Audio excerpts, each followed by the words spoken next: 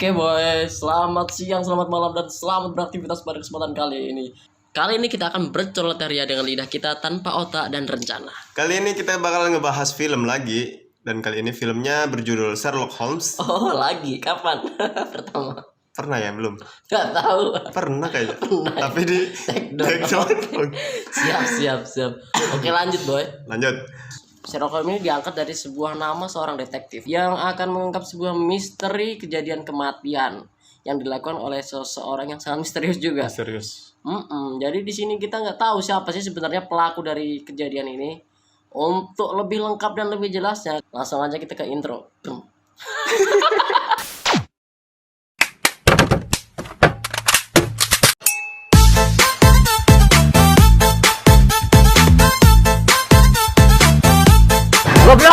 Oke, film bermula memperlihatkan sebuah mimpi yang dialami oleh John yang merupakan dokter militer. Lalu, John pergi ke psikiater pada pagi harinya untuk menceritakan mimpi tersebut dan merupakan sebuah traumatik juga menurut dia. Dan menurut dokter juga seperti itu. Lalu, psikiater berkata bahwa John butuh waktu untuk menyesuaikan diri dengan kehidupan sosialnya. Dan menyuruh John untuk menuliskan semua kejadian dalam hidupnya dalam sebuah blog yang bertujuan untuk memulihkan ingatannya. Next scene memperlihatkan seorang suami yang sedang menelpon istrinya, mungkin minta bagian jatah. yang berniat memesan taksi, tapi tidak disangka-sangka justru suami meneguk sebuah pil dan kemudian menyebabkan kematian. Lalu di konferensi pers, Konferensi pers, bro. konferensi pers, sang istri menceritakan kejadian yang dialami suaminya yang berakhir dengan bunuh diri. Lalu Begitupun scene selanjutnya memperlihatkan seorang wanita yang amat merasa tertekan dan meneguk pil tersebut lagi, dan kemudian terjadi hal yang sama, yaitu kematian. Melihat kasus yang amat berdekatan ini, pihak Ladusing pun akhirnya turun tangan untuk melakukan penyelidikan, meski penyelidikan ini pada awalnya dikatakan sebagai kasus pembunuhan. Kasus bunuh diri. Kasus bunuh diri, Bung. Jangan panggil aku anak kecil, paman. Lanjut. Scene memperlihatkan John yang sedang berjalan-jalan dan kemudian bertemu dengan temannya, yaitu Mike. Mike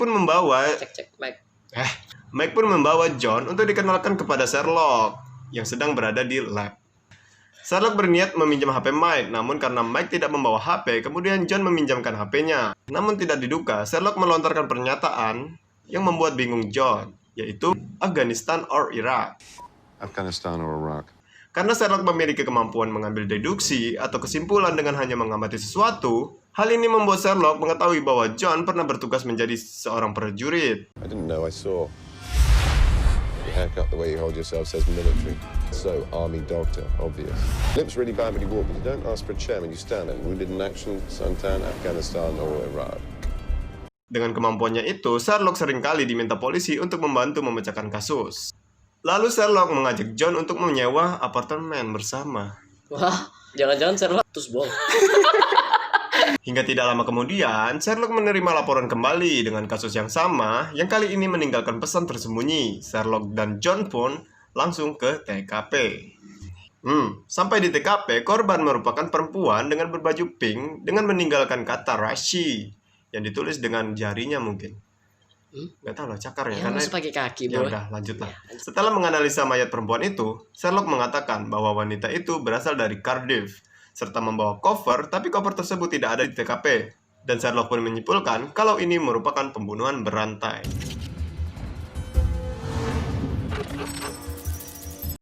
Lalu tidak lama, Sherlock pun pergi mencari koper tersebut.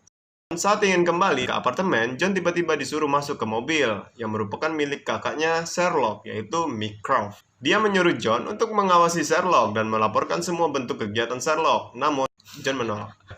Karena saya capek, kenapa nggak gantian? Oke. Selanjutnya, sesampainya di apartemen, Sherlock meminta John untuk mengirim pesan ke si nomor korban. Setelah mengirim pesan tersebut, secara tidak terduga, ternyata Sherlock telah berhasil menemukan koper korban. Sherlock percaya bahwa koper tersebut dibuang pelaku karena tidak ingin meninggalkan barang bukti. Iyalah. Selanjutnya Sherlock langsung mengunboxing koper tersebut dan dia menduga bahwa HP yang tidak ada di dalam koper tersebut dibawa oleh pelaku. Itulah alasan mengapa Sherlock menyuruh John mengirim pesan ke nomor korban. Tidak lama kemudian John pun berdering.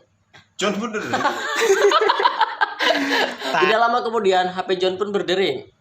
dan mereka keluar serta mengawasi jalan dari dalam restoran. Sherlock mengawasi sebuah taksi yang di dalamnya terdapat seorang yang mencurigakan. Namun setelah diperiksa ternyata penumpang itu hanyalah seorang turis. Sedangkan di apartemen Sherlock ternyata sudah digeledah oleh Inspektur Lestrade. Dan juga terjadi perdebatan hingga Lestrade mengatakan bahwa nama yang ditinggalkan oleh korban adalah nama dari anaknya yang sudah meninggal 14 tahun yang lalu. Ternyata korban sengaja memberikan HP ke pelaku agar dapat dilacak menggunakan website dengan kata sandi yaitu Rachel. Hingga tidak lama kemudian, ibu pemilik apartemen berteriak-teriak kepada Sherlock bahwa ada supir taksi yang datang. Hingga Sherlock berpikir bahwa kasus ini memang hanya dapat dilakukan oleh supir taksi. Hingga supir taksi tersebut menghubungi Sherlock agar untuk mengikutinya. Sherlock pun mengikutinya hingga sampailah di gedung kosong.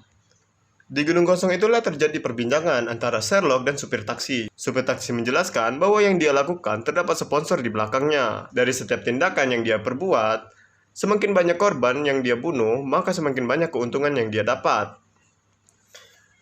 Di perbincangan yang ada, lalu supir taksi meletakkan 2 buah pil di hadapan Sherlock dan menyuruh Sherlock untuk memilih salah satunya. Jika Sherlock berhasil, maka supir taksi akan membiarkan Sherlock hidup. Tapi begitupun sebaliknya, jika Sherlock gagal, maka Sherlock akan mati. Dan seperti itulah cara dia membunuh 4 korban sebelumnya. Lalu dengan santainya, Sherlock berkata bahwa dia tidak akan memilih keduanya. Namun supir taksi itu menjawab, bila Sherlock tidak memilih keduanya, maka dia akan menembaknya. Namun, di luar dugaan, Sherlock menerimanya. Dan benar saja, ternyata pistol itu hanya pistol mainan. Lalu Sherlock berkata bahwa dia yang memenangkannya. Namun supir taksi itu menyangkal. Dia berkata bahwa Sherlock belum menang. Dia harus tetap meminum salah satu dari pil tersebut. Bahkan supir taksi itu menantang, jika Sherlock benar-benar orang hebat, maka dia akan memilih pil yang tepat. Mendengar tantangan tersebut, Sherlock pun tertantang dan menerima tantangan tersebut hingga Sherlock memilih salah satu dari kedua pil tersebut. Namun ketika Sherlock akan meminum pil tersebut, tiba-tiba supir taksi pun ditembak oleh John. Pada saat sekarang, supir taksi pun didesak oleh Sherlock agar menjawab siapakah di balik semua ini. Dengan rasa sakit yang tidak tertahan lagi, supir taksi pun menjawab bahwa dalang dari semua ini ialah Moriarty. Setelah pihak Ladusing datang dan mengamankan situasi, Sherlock bercerita bahwa pelaku ditembak oleh seseorang dari balik jendela. Yang dia yakini kresek. Yang dia yakini bahwa penembak tersebut memang mempunyai keahlian khusus dalam menembak. Namun Sherlock menghentikan ceritanya karena ia melihat John dan mendekatinya. Lalu menyuruh John untuk membersihkan tangannya dari bubuk museum. Karena Sherlock tahu bahwa yang menembak tersebut ialah John dan Sherlock tidak ingin John masuk ke pengadilan karena menembak pelaku. Setelah itu mereka meninggalkan TKP dan tertawa lepas. Dan kasus pun ditutup. Serot. Mau makan bodo amat. Woi sisain. Woi, profesional woi. Makan dipikirin ini nggak dikelarin. Oke, langsung aja gue simpulin. Inti dari film ini adalah nggak ada. Sembarangan. Tapi yang gue inget, Super Taksi tadi bilang bahwa dalang dari semua ini adalah Moriarty. Siapa Moriarty? Gue juga nggak tahu. Oke, selanjutnya video nextnya yang akan datang nanti next kita akan bahas.